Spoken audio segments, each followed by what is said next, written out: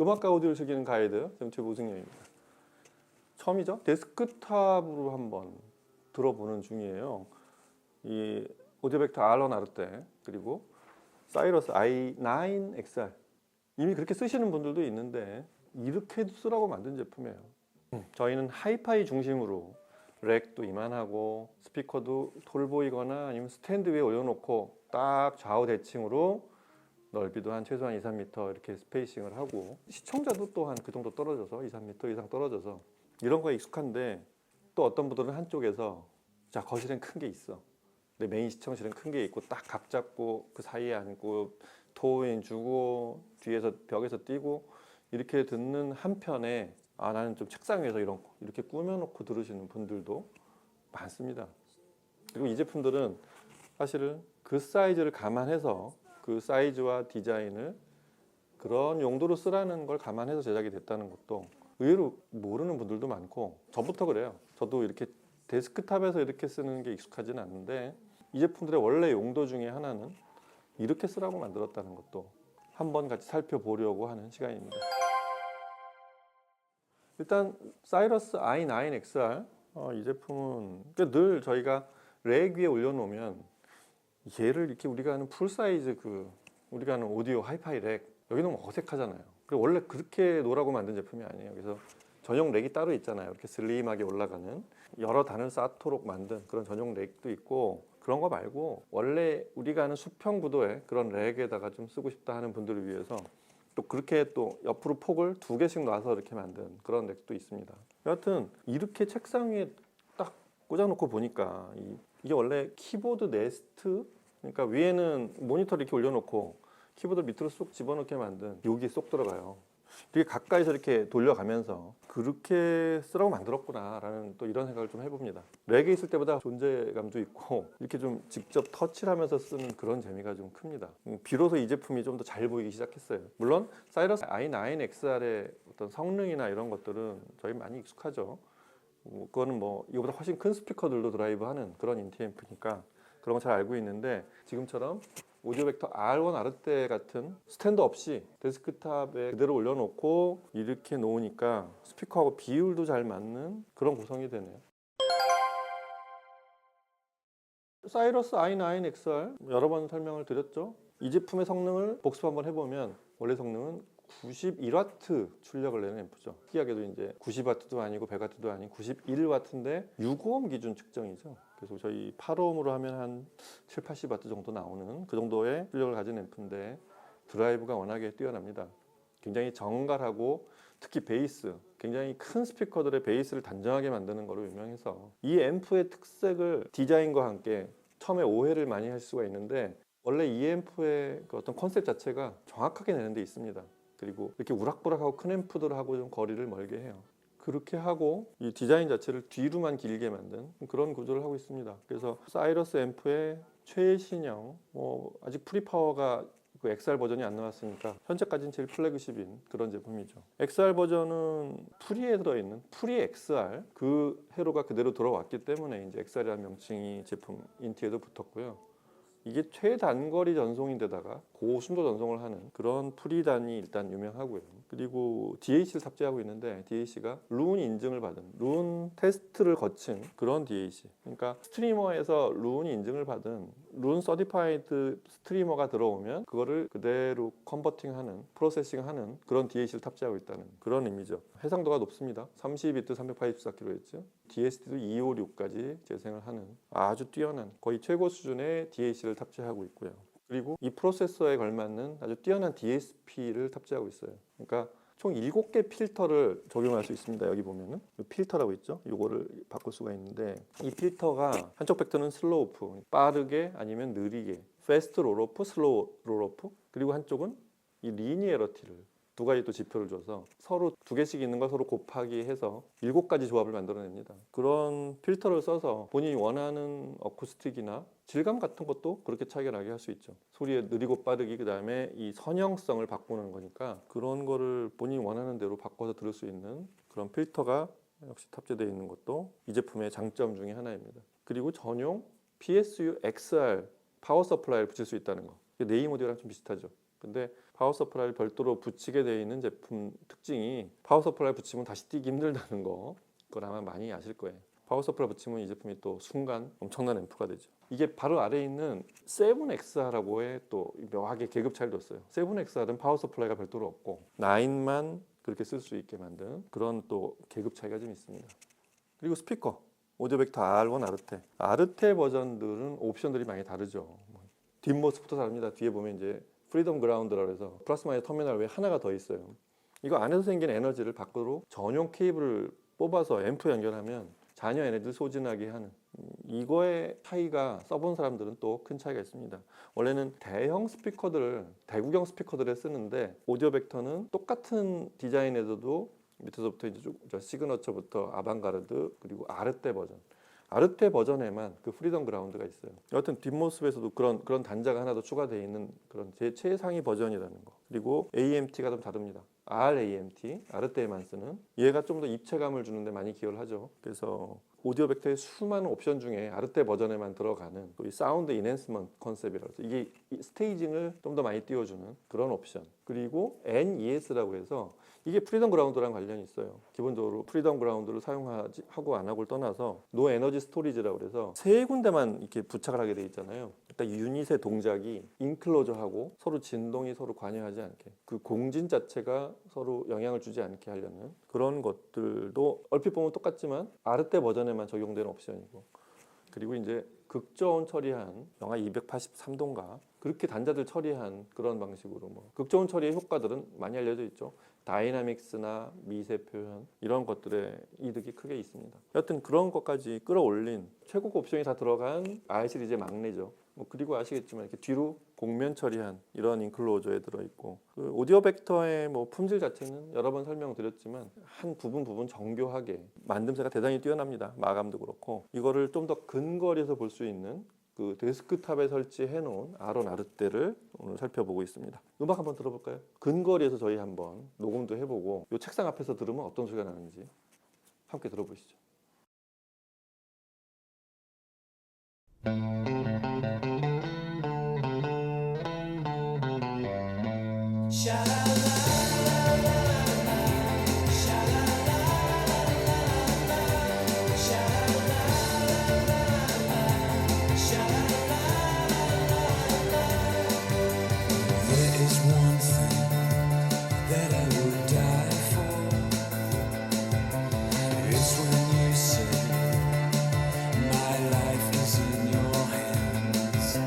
Cause when you're near me, your love is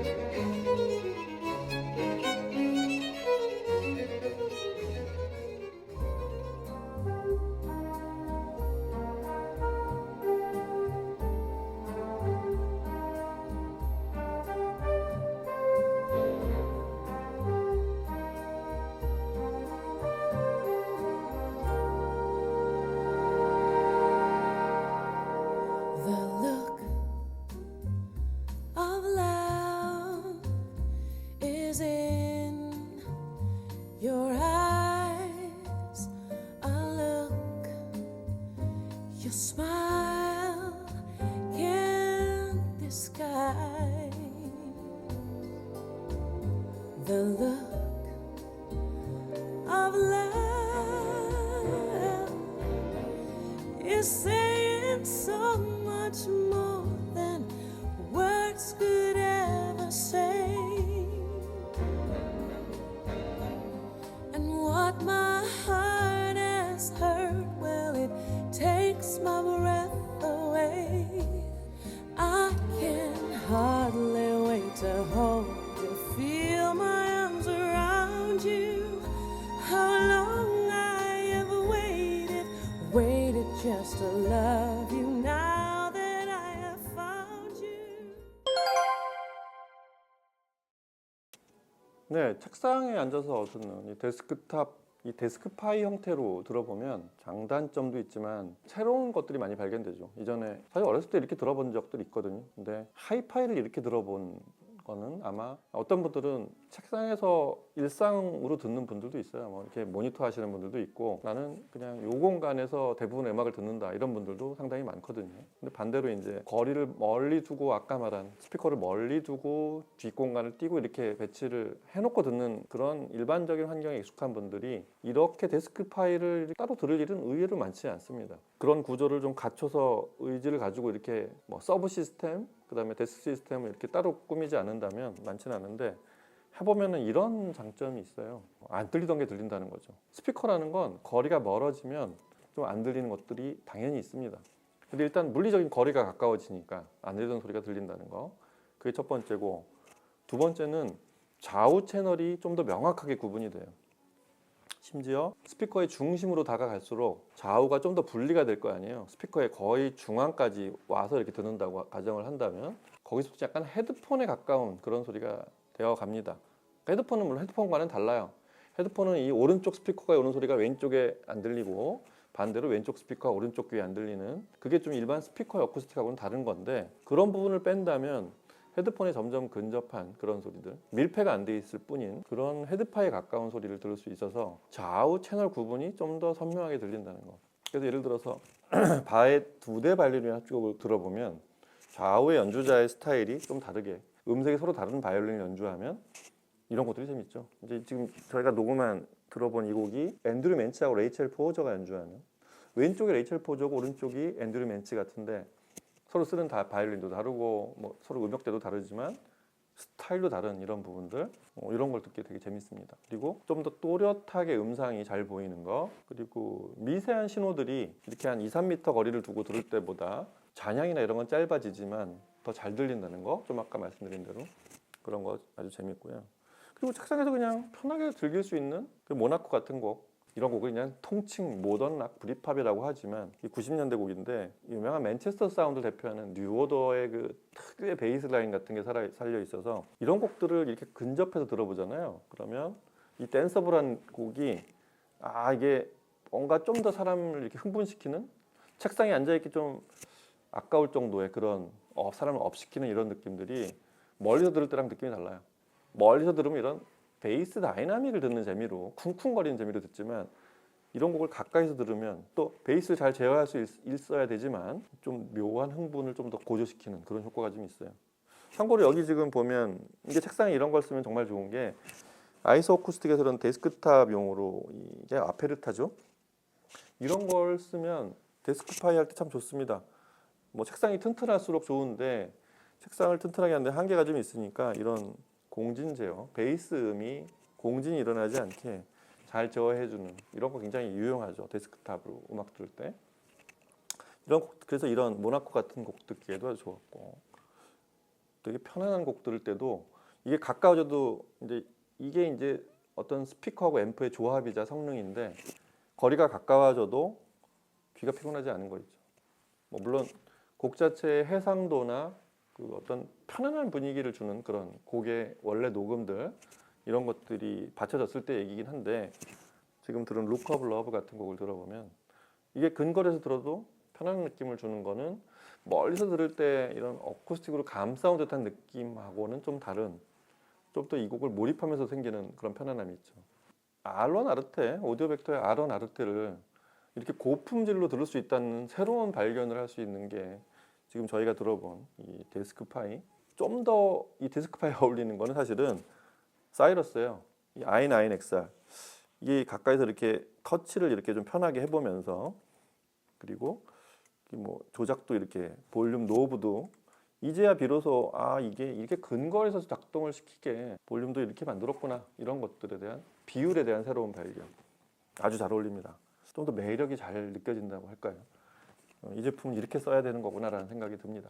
물론 이 제품은 데스크탑 용도는 아니에요. 다만 아주 큰 렉 위에 이렇게 뻘쭘하게 놓는 게 아니라 이런 선반 위에나 가까운 팔이 뻗어도 닿는 거리에 두면 이렇게 좀 더 제품의 존재감이 더 살아난다는 거, 그런 것들을 새롭게 발견할 수 있었던 것 같습니다. 자, 이렇게 해서 오늘은 이 방도 처음 들어보네요. 소리샵 이 방에서 촬영하는 건 처음인데, 얘가 제3시청실일 거예요 아마. 소위 라이프스타일 제품들이 가득한 여기서 이렇게 오디오를 하는 방법도 있다. 누구에겐 익숙하고 누구에게는 나도 저거 한번 해볼까 하는 생각이 들만한 그 재밌는 또 하나의 영역입니다. 여기에 맞는 사이즈의 제품과 또 여기에 맞는 사이즈의 스피커와 앰프가 오늘부터 또 새로 또 보이기 시작할 것 같아요. 오디오라는 게 항상 그렇죠. 안 해본 거 하는 거, 뭐 그 재미입니다. 자, 오늘 이렇게 해서 오디오 벡터의 아론 아르테와 사이러스의 i9XR을 책상 위에서 한번 이렇게 돌아봤습니다. 이렇게 한번 이걸 놓을 책상과 이 두 제품을 새로운 모습으로 한번, 그런 시선으로 한번 다시 보시기 바랍니다. 오늘 여기서 마치고 다음 시간에 뵙겠습니다. 감사합니다.